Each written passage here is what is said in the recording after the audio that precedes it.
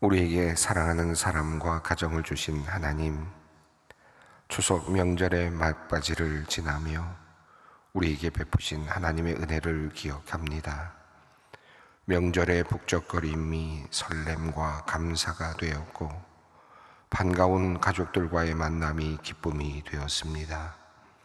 명절 음식을 하느라 달그락거렸던 소리, 자녀들과 손자 손녀들의 제잘거리는 소리, 거실에서 들려오는 어른들의 이야기 소리들이 아름다운 음악처럼 들렸던 그 시간은 하나님께서 우리에게 주신 축복이었습니다. 하나님, 참으로 감사합니다. 우리의 아버지가 되시는 하나님, 우리의 가족을 돌보시느라 모든 것을 내어놓으신 우리의 어르신들, 육신의 부모님을 위해 기도합니다. 이제는 자녀들이 찾아오기만 바라며 나날이 약해지는 육신을 스스로 돌보느라 힘겨운 시간을 보내는 우리의 부모님들을 주님께서 긍휼히 여겨 주시옵소서. 자녀들이 잘 되기만을 바라며 희생으로 살아온 부모님들이 노년의 외로움으로 두려움으로 힘들지 않았으면 좋겠습니다. 또한 육신과 정신의 연약함으로 고생하지 않았으면 좋겠습니다. 인간이기에 나날이 약해져 갈 수밖에 없사오나 사시는 날 동안 자녀들을 보며 위로를 얻게 하시고 날마다 주님과 교제를 나누며 기쁨과 평안 속에서 살아가게 하여 주시옵소서. 자녀와 손들을 위해 기도할 때마다 그 기도가 응답되는 즐거움도 누리게 하시고 밤을 보내고 아침을 맞을 때마다 기대와 설렘으로 일어나게 하여 주시옵소서. 우리 가정의 희망으로 자라나는 우리의 자녀들을 위해 기도합니다. 특별히 이제 막 어른이 되어 가는 우리의 자녀들을 주님께서 살펴보아 주시옵소서. 하나님, 이들은 하나님의 기쁨이요 또한 우리에게는 가장 소중한 보석이며 희망입니다. 거친 바람이 부는 이 혹독한 세상에서 우리의 자녀들이 상처를 받지 않고 잘 살아낼 수 있을지 늘 우리는 걱정이 많습니다. 하나님, 우리의 자녀들이 걸어가는 길을 주님께서 인도하여 주시옵소서. 힘겨운 시간을 견뎌야 할 때 주님께서 힘과 용기를 주시고 마음이 무너지지 않도록 그 마음을 강하게 하여 주시옵소서. 세속의 유행과 성공의 압력에 휩쓸려 하나님의 자녀인 자신의 정체성을 잃어버리지 않도록 주님께서 늘 함께하여 주시옵소서. 자신이 못난 것 같고 뒤처진 것 같아서 늘 고민하는 우리 아이들이 있다면 주님께서 친히 그 마음에 너는 내 사랑하는 아들, 내 사랑하는 딸이다, 내가 너를 기뻐한다 말씀하여 주셔서 이들이 주님께서 주시는 그 말씀 붙잡고 다시 일어나게 하여 주시옵소서. 하나님, 추석 연휴를 맞아 종교개혁지를 순례 중인 구역 지도자들을 위해 기도합니다. 그동안 지구와 구역을 돌보느라 애썼던 분들이 종교개혁자들의 정신과 숨결을 돌아보고 있습니다. 지치지 않도록 몸과 마음을 지켜주시고 순례 여행을 통해 하나님의 음성을 듣고 새로운 마음과 각오로 건강한 모습으로 돌아오게 하여 주시옵소서.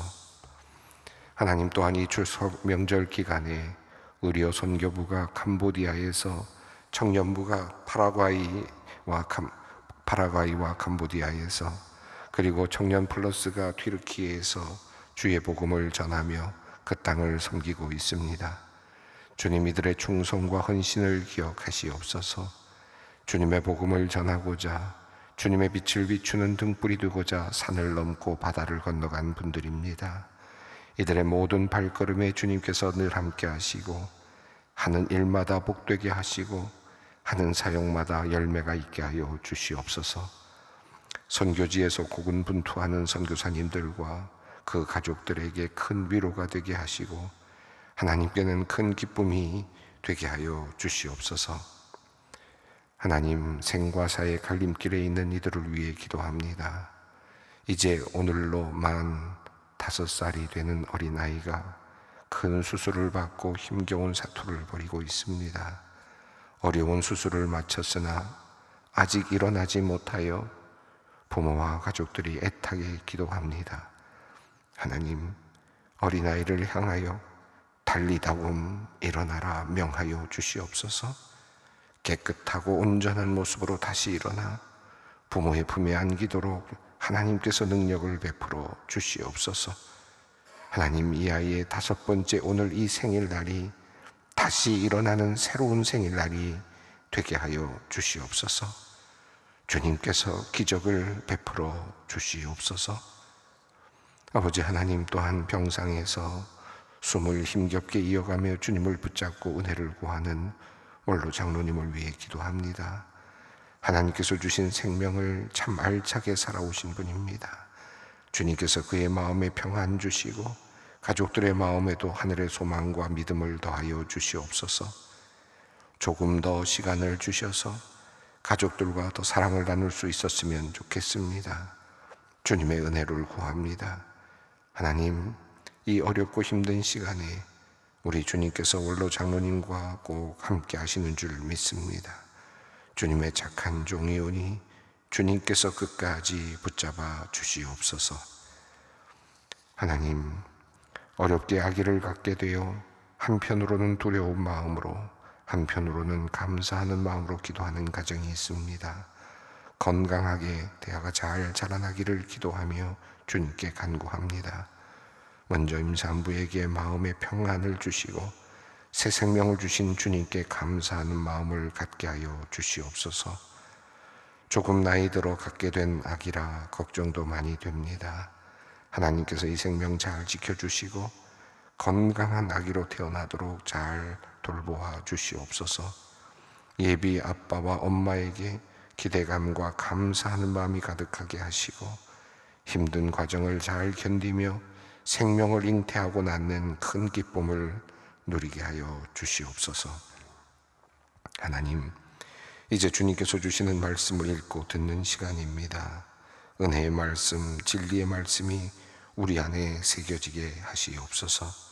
이 말씀으로 오늘 우리가 하루를 살아갈 힘과 소망을 얻게 하여 주시옵소서. 오늘도 성령님의 역사하심을 간구합니다. 우리 주 예수 그리스도의 이름으로 기도 올리옵나이다. 아멘. 오늘 우리에게 주시는 하나님의 말씀입니다. 갈라디아서 1장 1절로 10절 말씀입니다. 갈라디아서 1장 1절로 10절 말씀을 함께 봉독합니다.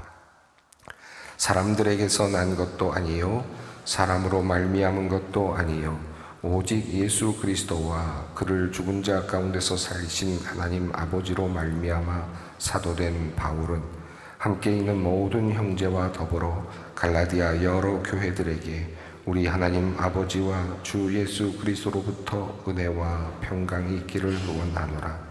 그리스도께서 하나님 곧 우리 아버지의 뜻을 따라 이 악한 세대에서 우리를 건지시려고 우리를 대속하기 위하여 자기 몸을 주셨으니 영광이 그에게 세세토록 있을지어다. 아멘. 그리스도의 은혜로 너희를 부르신 이를 이같이 속히 떠나 다른 복음을 따르는 것을 내가 이상하게 여기노라. 다른 복음은 없나니 다만 어떤 사람들이 너희를 교란하여 그리스도의 복음을 변하게 하려 함이라. 그러나 우리나 혹은 하늘로부터 온 천사라도 우리가 너희에게 전한 복음 외에 다른 복음을 전하면 저주를 받을지어다. 우리가 전에 말하였거니와 내가 지금 다시 말하노니 만일 누구든지 너희가 받은 것 외에 다른 복음을 전하면 저주를 받을지어다. 이제 내가 사람들에게 좋게 하랴 하나님께 좋게 하랴 사람들에게 기쁨을 구하랴. 내가 지금까지 사람들의 기쁨을 구하였다면 그리스도의 종이 아니니라. 아멘. 오늘 갈라디아서를 읽었습니다. 오늘 갈라디아서를 처음 시작합니다. 여러분이 갈라디아서는 짧은 성경입니다만은 그러나 기독교의 그 진리가 아주 가득 들어있는 아주 중요한 책입니다. 종교개혁가들이 종교개혁을 할 때 가장 중요하게 여기고 붙잡고 종교개혁을 했던 그런 책 중에 하나입니다. 오늘 갈라디아서를 함께 읽었습니다. 이 갈라디아서는 갈라디아 지방에 있는 교회들에게 보내는 편지입니다. 그래서 갈라디아 지역이 꽤 넓은 지역인데요. 그 갈라디아 지역에서 있는 그런 교회들, 그 교회들을 향하여 보내는 편지라고 할 수 있겠습니다. 그럼 갈라디아 교회는 언제 세워졌을까요? 또 갈라디아 교회 지역은 어디일까요? 우선 갈라디아 지역부터 한번 생각을 해보겠습니다. 갈라디아 지역은 지금으로 보면 튀르키예 지역을 말합니다. 튀르키 지역의 특별히 그 중앙 지역입니다. 그래서 그 중앙 부분에 있는 현대 소아시아의 중앙 지역에 있는 곳인데 요즘 지도로 보면 앙카라라고 하는 지역이 중심입니다. 그러니까 전체 그 중심부 큰 덩어리가 바로 갈라디아 지역이라고 할 수 있겠는데, 이 갈라디아 지역은 과거에 갈리아족들이 정착했던 곳으로 알려져 있습니다. 그래서 거기서부터 갈라디아라고 하는 이름이 나온 것으로 그렇게 알려져 있죠. 그런데 예수님 당시에 이 갈라디아 지역은 원래 갈라디아 지역이 조금 더 위쪽에 중앙 부분에 있었다면, 이 갈라디아 지역이 거기서부터 쭉 내려와서 남쪽 지역까지 포함한, 그러니까 로마의 속주가 되면서 갈라디아 지역이 조금 더 다르게 편성이 되었었습니다. BC 25년 경부터 이 갈라디아 지역이 밑에까지 조금 더 남쪽으로 내려오면서 비시디아 안디옥 지역과 그리고 이고니온, 루스드라, 그리고 더베와 같은 지역들이 포함된 곳이 바로 갈라디아입니다. 아마 그림이 잘 안 그려지실 것 같긴 한데요, 조금 이따 그림을 한번 보여드리겠습니다. 그러면 이 갈라디아 교회는 언제 세워졌을까요? 갈라디아 교회는 사도 바울이 1차 전도 여행을 하면서 그 세운 교회들입니다. 여러분, 그 갈라디아에 있는 교회들이 세워진 모든 과정들, 1차 선교 여행이 AD 47년경으로 그렇게 보고 있는데, 한 1년 정도 이렇게 여행을 하면서 교회를 세웠던 바울의 1차 전도 여행, 한번 지도를 한번 보면 좋겠습니다. 여러분 이렇게 보시면 지금 그 처음에 그 안디옥 실루기아 쪽을 통해서, 그리고 이제 구브로 섬을 가죠. 구브로 섬으로 가서 그곳에서 살라미라고 하는 곳이 있고, 또 바보라고 하는 곳을 지나서 또 배를 타고 버가 밤빌리아 쪽으로 올라가서, 그리고 그다음에 위로 올라가서 이제 그 비시디아 안디옥이 있고요. 그 다음에 이고니온, 루스드라, 더베가 있습니다. 그리고 다시 돌아서 아탈리아 쪽으로 나와서 아탈리아에서 다시 이제 돌아오는 이런 여행이 제1차 전도 여행, 바울의 전도 여행이었습니다. 이 전도 여행 중에 위에 올라서 육지로 들어가서 지금 보이는 바로 비시디아 안디옥, 이고니온, 루스드라, 더베의 교회들을 세웠죠. 그리고 앞서 제가 말씀드렸습니다만은 과거의 갈라디아 지역은 그 비시디아 안디옥보다도 조금 더 위쪽에까지 이렇게 있는 그런 지역입니다. 그래서 전체적으로 갈라디아 지역을, 신약 시대의 갈라디아 지역을 이렇게 구별해 보면 다음 지도를 한번 보시면 좋겠는데요. 지금 조금 약간 오른쪽으로 가서 잘 모르시겠습니다. 갈라디아 지역이 이렇게 표현이 되어 있습니다. 자, 이렇게 되어 있는 지역, 특별히 지금 갈라디아 서는, 그러니까 누구에게 보내는 편지냐 하면 비시디아 안디옥, 이고니온, 루스드라, 더베와 같은 지역에 있는 또 퍼져 있는 교회들에게 보내는 편지라고 이렇게 이해할 수 있겠습니다. 제1차 전도 여행은 사도행전 13장부터 14장까지 나옵니다. 그래서 사도행전 13장부터 14장까지 읽으면 전체적인 그 여행의 경로가 잘 드러나고, 그때 어떤 일들이 있었는지, 어떤 기적적인 사건들이 있었는지, 그래서 어떻게 해서 복음이 그곳에 들어가게 되었는지, 또 교회가 설립되게 되었는지, 그 자세한 내용들이 사도행전 13장부터 14장까지 나옵니다. 이 조금 전에 말씀드린 이 갈라디아 지역, 그 비시디아 안디옥과 이고니온, 루스드라, 더베와 같은 지역을 사도 바울이 제3차 전도 여행 때 또 한 번 방문을 합니다. 그때의 시간은 AD 52년부터 57년 정도 기간으로 추정이 되는데 약 한 4년여 동안 길게 여행을 하면서 그 자기 자신이 세웠던 교회들을 또 다시 돌아보는 그런 기회가 있습니다. 오늘 이 본문, 특별히 갈라디아서는 초기에 사도 바울이 적은 서신으로 그렇게 이해합니다. 그래서 대략 이 서신이 쓰여진 시기를 그 갈라디아 지역에서 제1차 전도 여행을 마치고 47년에, 그리고 한 1년여 동안의 여행을 통해서 이제 교회들을 세우고 나서 바로 이어서 48년부터 뭐 약 한 49년 정도 사이에 아마 이 글을 적지 않았을까 생각을 합니다. 그리고 나서 50년이 되면 예루살렘 공의회에서 이제 이방인 그 전도와 관련된 공의회에서 회의가 있거든요.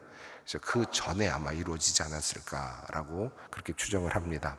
그렇게 추정을 하는 데에는 여기 안에 그 유대인들의 그 유대주의의 그 다른 복음에 대한 강력한 그 경고가 있기 때문입니다. 이제 예루살렘 공의회에 이제 가서 또 그 부분에 대해서 어느 정도의 또 해소점을 마련하는 것으로 보아서 아마 그 전에 이 서신이 쓰여진 것으로 그렇게 이해합니다.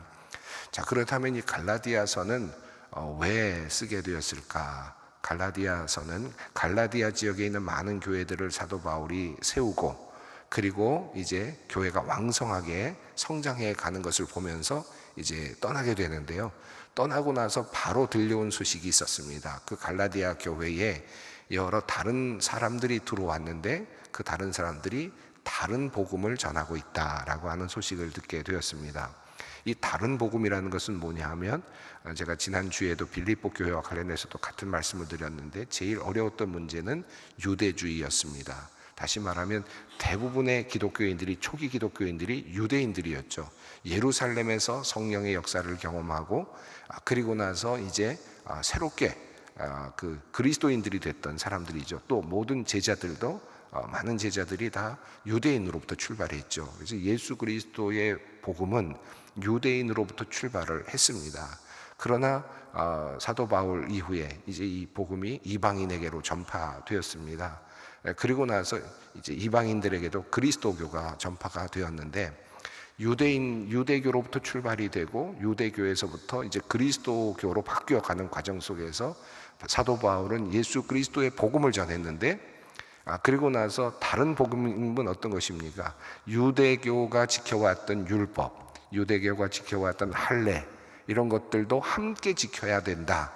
그래야 그리스도인이다라고 하는 이제 그와 같은 가르침이 나오게 된 겁니다. 이것이 바로 이제 다른 복음이라고 할 수 있겠는데, 갈라디아에서의 계속해서 이제 나오는 이야기이기 때문에 조금 계속해서 우리가 읽어가면서 또 한 번씩 반복하면서 다시 한번 이 부분의 문제들을 다시 살펴볼 것입니다. 어쨌든 중요한 것은 갈라디아 교회는 지금 새로운 복음, 새롭다는 것은 다른 복음입니다. 사도 바울이 전한 복음이 아닌 왜곡된 복음이 들어왔다라는 것에 대한 위기감을 느꼈다고 할 수 있겠고요. 또 한 가지는 사도 바울이 열심히 전도를 하고 선교를 해서 교회들을 세우고 그리고 복음을 전파하고 지금 또 돌아갔는데, 그 같이 따라온 사람들은 사도 바울은 정통 사도가 아니다라고 하는, 왜냐하면 사도 바울은 예수님을 직접 따랐던 제자는 아니었잖아요. 예수님을, 부활하신 예수님을 만났죠. 사도 바울은 다메섹 도상에서. 그래서 그는 정통 사도가 아니다라고 하는 사도권에 대한 그런 또 비난도 함께 있었습니다. 이 두 가지가 사도 바울로 하여금 갈라디아서를 쓰게 만든 매우 중요한 하나의 원인이라고 할 수 있겠습니다. 자, 이런 관점을 가지고 본문을 보면 이 사도 바울이 어떤 그 마음으로 그리고 또 어떤 내용을 전하고 있는지를 조금 더 분명하게 알 수 있겠습니다. 조금 전에 우리가 읽었는데 이 부분이 이 갈라디아서의 첫 부분입니다. 첫 부분이고 서신서로 되어 있습니다. 그래서 앞부분에서는 서신서이기 때문에 전통적으로 사용되는 것처럼 인사말이 있습니다. 인사말과 그리고 또 중요한 이야기를 다루면서 바로 사도 바울은 본론으로 들어가는 것을 볼 수 있습니다. 오늘 1절부터 10절까지를 읽었는데 1절부터 5절까지 아멘으로 끝나는 부분까지가 서두 부분에 해당된다고 할 수 있겠고요. 그리고 6절부터가 이제 본인이 말하고자 하는 내용을 말하는 그런 부분이라고 할 수 있겠는데, 뭔가 읽으면서 아마 느끼셨는지 모르겠습니다만 매우 급하다라는 느낌이 들고요. 굉장히 뭔가 화가 났다라는 느낌이 들죠. 서로 편지를 읽는데 이 정도로 편지를 누군가 읽는다 그러면 굉장히 이거 지금 굉장히 지금 상대방이 화가 났구나라는 느낌이 들 것입니다. 지금 1절부터 5절까지 인사말을 쭉 전한 다음에 바로 6절에서 이렇게 되어 있습니다. 한번 읽어볼까요? 그리스도의 은혜로 너희를 부르신 이를 이같이 속히 떠나 다른 복음을 따르는 것을 내가 이상하게 여기노라. 여러분, 이게 본론의 시작입니다. 그러니까 얼마나 지금 마음이 급하고 뭔가 화가 나 있죠. 이 부분이 느껴집니다. 그러니까 사도 바울이 아주 조급한 마음으로 이건 아니지 라는 그런 마음으로 지금 이 서신을 전하고 있다라는 것을 먼저 염두에 두면서 바울의 마음을 좀 함께 느껴가면서 이 서신서를 읽어가면 좋겠습니다. 자, 앞부분에서부터 한번 같이 보겠습니다. 1절을 함께 읽습니다. 사람들에게서 난 것도 아니요 사람으로 말미암은 것도 아니요 오직 예수 그리스도와 그를 죽은 자 가운데서 살리신 하나님 아버지로 말미암아 사도된 바울은. 자, 조금 전에 제가 말씀을 드렸습니다. 사도 바울은 정통 사도가 아니다 라고 말하고 있는 많은 사람들, 또 사도 바울의 사도권을 부정하는 많은 사람들을 향하여서 사도 바울은 자기 자신의 사도권을 변호해야만 했습니다. 그런데 이 사도 바울은 아주 확실하게 이렇게 자기 자신의 사도권을 말합니다. 이것을 뭐라고 말합니까? 1절에서 사람에게서 난 것도 아니요 사람으로 말미암은 것도 아니다. 영어로는 from이라는 단어가 쓰여졌고 by라는 그런 전치사가 사용됐는데, 사람으로부터 나온 것도 아니고 사람에 의해서 세워진 것도 아니다 라고 그렇게 말합니다. 그래서 이것이 원인이 나의 사도된 것이, 사도 바울의 사도된 것이 그 원천이 하나님에게 있지 사람에게 있지 않는다. 이거 강력한 확신이죠. 이 정도의 확신을 갖는 것은 쉽지 않을 겁니다. 사도 바울은 아주 이 확신이 있었습니다. 내가 지금 하고 있는 이 모든 사도로서의 삶은, 내가 복음을 전하는 이 삶은 하나님으로부터 온 것이다 라고 하는 확실한 삶, 그런 확신이 있었는데요. 자, 사람으로부터 온 것이 아니다 라고 말하면서 어디로부터 왔느냐 라고 물었을 때 사도 바울은 두 가지 원인을 듭니다. 첫 번째는 오직 예수 그리스도와 예수 그리스도로부터 왔다라는 것이고요. 그 다음에 그를 죽은 자 가운데서 살리신 하나님 아버지로 말미암아 사도된 나 바울은, 이렇게 표현하고 있습니다. 유대교적 관점에서 본다면 예수 그리스도라는 이름은 의미가 없죠. 도리어 예수 그리스도라는 이름은 빼놓아야 될 이름입니다. 그러나 사도 바울은 분명하게도 자기 자신의 사도적 권위는 예수 그리스도로부터 왔다라는 것과 그를 죽은 자 가운데서 살려내신 하나님으로부터 왔다라고 그렇게 분명하게 말씀합니다. 사도 바울은 자기의 사도권이 천지를 지으신 하나님에게서부터 왔다라고 말하지 않고 이렇게 말하고 있는 데는 또 다른 매우 중요한 관점이 숨겨져 있지 않습니까? 하나님은 전능하신 분이시죠. 하나님은 천지를 창조하신 분이시죠. 하나님은 섭리하신 분이시죠. 또는 하나님께서는 구약에서 수많은 선지자들을 선택하신 하나님이시죠. 자, 그런 관점에서 수많은 선지자를 선택하셨던 하나님께서로부터 내가 사도성을 받았다라고도 말할 수 있을 것 같은데, 이 모든 말들을 다 뺐습니다.